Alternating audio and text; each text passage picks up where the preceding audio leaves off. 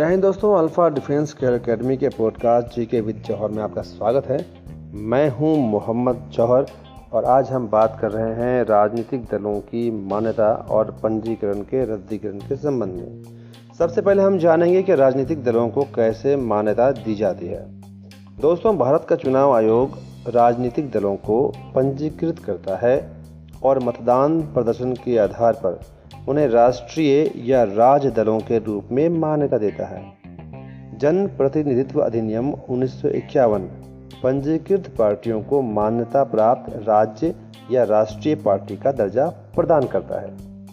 अब जानते हैं राष्ट्रीय पार्टी क्या है। चुनाव आयोग के अनुसार किसी पार्टी को राष्ट्रीय पार्टी के रूप में तब मान्यता दी जाती है जब वह 4 या अधिक राज्यों में मान्यता प्राप्त हो, या यदि उसके उम्मीदवारों ने कम से कम 4 राज्यों में कुल वैध वोटों का कम से कम 6% प्राप्त किया है, या यदि उसने कम से कम 3 राज्यों से लोकसभा की कुल सीटों में कम से कम 2% सीटें जीती हैं, तो उसे मान्यता दी जाती है।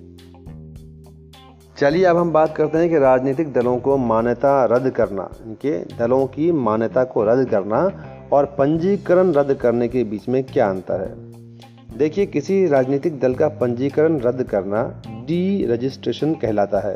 हालांकि जो इलेक्शन कमीशन ऑफ इंडिया को पार्टियों का पंजीकरण रद्द करने का अधिकार नहीं है। एक बार जब कोई राजनीतिक दल अपंजीकृत हो जाता है तो वो चुनाव नहीं लड़ सकता है। किसी राजनीतिक दल की मान्यता रद्द करने का मतलब राष्ट्रीय या राज्य पार्टी होने का दर्जा और विशेषाधिकार खोना है। तो चुनाव में प्रदर्शन के आधार पर पार्टी की मान्यता रद्द की जा सकती है।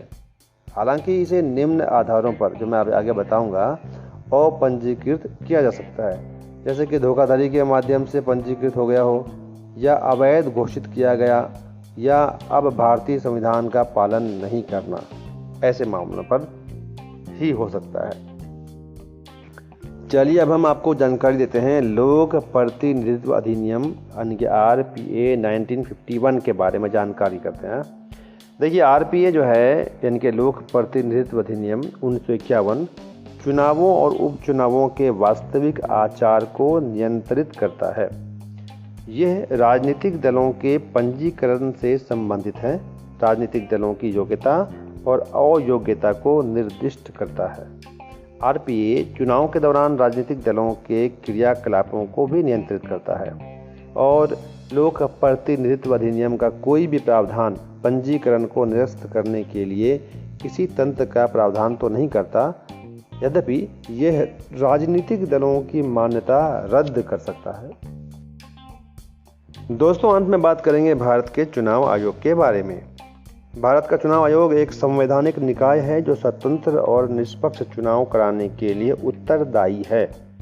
चुनाव आयोग मतदाता सूची को तैयार करने, राजनीतिक दलों को मान्यता देने तथा स्वतंत्र और निष्पक्ष चुनावों को आयोजित करने के लिए उत्तरदायी है।